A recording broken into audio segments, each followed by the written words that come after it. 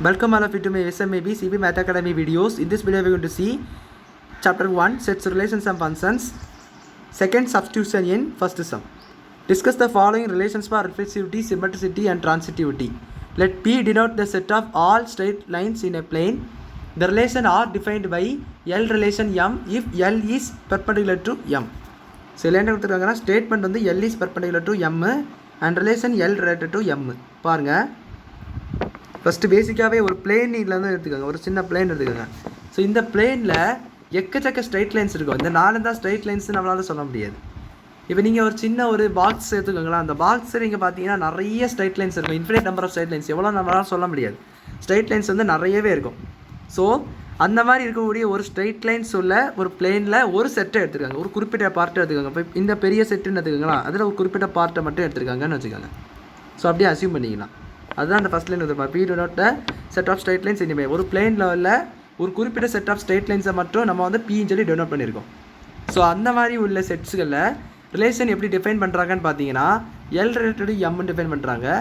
அதில் என்ன கண்டிஷன் பார்த்தீங்கன்னா L is perpendicular to M. What is perpendicular? 2 line இந்த மாதிரி 90 டிகிரி அப்ளை பண்ணிச்சுன்னா அது வந்து பெர்பெண்டிகுலர்னு சொல்லி நம்ம படிச்சிருப்போம். ஸோ அதுதான் இப்போ பார்த்தீங்கன்னா here you can see first 3 conditions உண்டு: reflexive, symmetric and transitive. So இந்த 3 கண்டிஷனை பார்க்கணும். ஸோ ஃபஸ்ட்டு ரிஃப்ளெக்சிவ் பார்க்கலாம். ரிஃப்ளெக்சிவ் பார்த்தீங்கன்னா இப்போ நம்மளுக்கு கான்செப்ட் என்னது, எல் இஸ் பெர்பெண்டிகுலர் டு எம்மாக இருக்கணும். இப்போ ரிஃப்ளெக்சிவ் பொறுத்த வரைக்கும் என்னது, 2 சேமாக இருக்கணும். எம் மேலே என்ன சொன்னோம், அது ஃபஸ்ட்டில் எல்லையே தூக்கி போடணும். அப்போ எல் ரிலேட்டட் எல் தான் இதோடைய கண்டிஷன். அப்போது எல் இஸ் பெர்பெண்டிகுலர் டு எல்னு சொல்லிட்டு நீங்கள் பார்க்கணும். இப்போ நீங்கள் எல்னு சொல்லிட்டு ஒரு லைனை நான் எடுத்துக்கிட்டேன், எல்னு சொல்லிட்டு ஒரு லைன் எடுத்துக்கிட்டேன். இப்போ எல்னு சொல்லி வேறு ஒரு லைன் எடுக்க முடியுமா? எடுக்க முடியாது. இதே லைன் தான் எல். அப்போ இதுக்கு இதுவாகவே பெர்பெண்டிகுலர் இருக்க முடியுமா அப்படின்னு யோசித்து பார்த்தீங்கன்னா கண்டிப்பாக இதுவாகவே பெர்பெண்டிகுலர் இருக்க முடியாது. ஸோ அதனால் நம்ம என்ன சொல்ல முடியாதுன்னா இது ரிஃப்ளெக்சிவ்னு சொல்ல முடியாது. ஒரு லைனை நீங்கள் வந்து எடுத்துக்கோங்க எல்லுன்னு சொல்லிட்டு, அந்த லைனை நீங்கள் வந்து தனக்குத்தானே பெர்பெண்டிகுலர் இருக்குமான்னு நீங்கள் செக் பண்ணுவீங்க. அப்படி செக் பண்ணி பார்த்தீங்கன்னா கண்டிப்பாக பெர்பெண்டிகுலராக இருக்க முடியாது. ஸோ அதனால தான் நம்ம வந்து என்ன சொல்கிறோம், இது வந்து ரிஃப்ளெக்சிவ் கிடையாதுன்னு சொல்கிறோம். இப்போ அடுத்து பார்த்தீங்கன்னா சிமெட்ரிசிட்டி. சிமெட்ரிக் பார்த்தீங்கன்னா இப்போ எல் என்ன ஒரு லைன் எடுத்துக்கலாம். இப்போ L related M implies M related L உல்டாவாக போடணும்னு சொல்லிட்டு நம்ம சிமெட்ரிசிட்டி கண்டிஷனாக படிச்சிருப்போம்.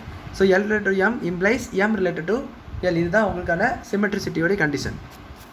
இப்போ பார்த்தீங்கன்னா எல்ன்னு சொல்லி ஒரு லைன் எடுத்துக்கலாம், அண்ட் எம்னு சொல்லி ஒரு லைனை இந்த மாதிரி எடுத்துக்கலாம். பெர்பெண்டிகுலர் இருக்கும் இந்த மாதிரி நம்ம எடுத்துக்கலாம். ஏன்னா இது பெர்பெண்டிகுலர் இருந்தால் இதுவும் பெர்பெண்டிகுலராக இருக்கணும் அப்படின்னு உள்ளதை நம்ம சிமெட்ரிசிட்டி பொறுத்த வரைக்கும் ப்ரூவ் பண்ணணும். ஸோ எல் என்ற லைன் வந்து எம் என்ற லைனுக்கு பெர்பெண்டிகுலர் இருக்கணும்னா கண்டிப்பாக இந்த மாதிரி தான் இருக்கணும். அப்படி இருந்தால் தான் இது வந்து ரெண்டுத்துக்கு நடுவில் 90 டிகிரி ஆங்கிள் ஃபார்ம் ஆகி அது பெர்பெண்டிகுலராக இருக்க முடியும். ஸோ அப்போது இந்த மாதிரி நம்ம எடுத்துருக்கோம். இப்போ இந்த கண்டிஷன் ஓகே. இப்போ இந்த கண்டிஷன் இப்போ இது ஓகேனா இதுவும் நீங்கள் ஓகேன்னு சொன்னால் தான் சிமெட்ரிசிட்டி. இதுவும் ஓகேன்னு இருந்தால் மட்டும்தான் என்னது சிமெட்ரிசிட்டியாக இருக்கும். இப்போ இதை பாருங்கள், தலையில் உல்ட்டாவாக பாருங்கள். எம்மை ஃபஸ்ட்டு பாருங்கள்.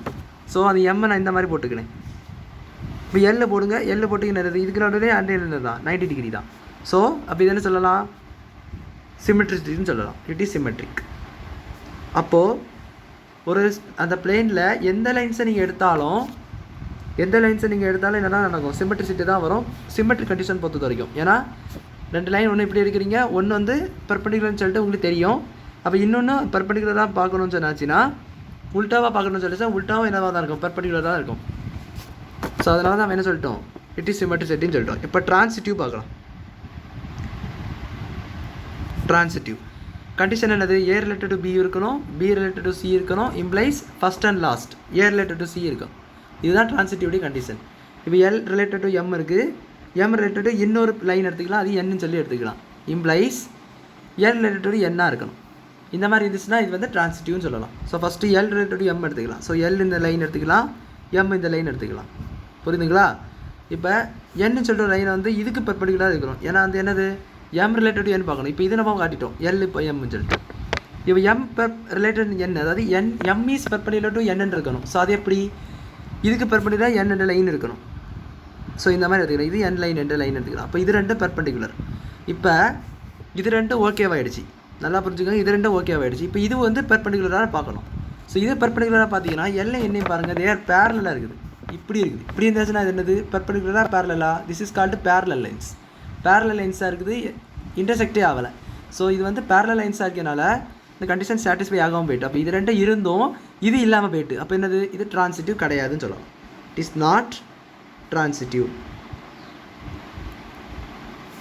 இந்த இடத்துல இது பெர்பெண்டிகுலர் இல்லைனா கூட ஓகே, இது வந்து நம்ம ட்ரான்சிட்டிவ்னு சொல்லலாம். பட் இதுவும் பெர்பெண்டிகுலராக வந்துட்டு இதுவும் பெர்பெண்டிகுலராக வந்துட்டு அப்போ நம்ம என்ன சொல்லலாம், இந்த டயக்ராம் பார்த்து நீங்கள் கண்டுபிடிச்சிடலாம்.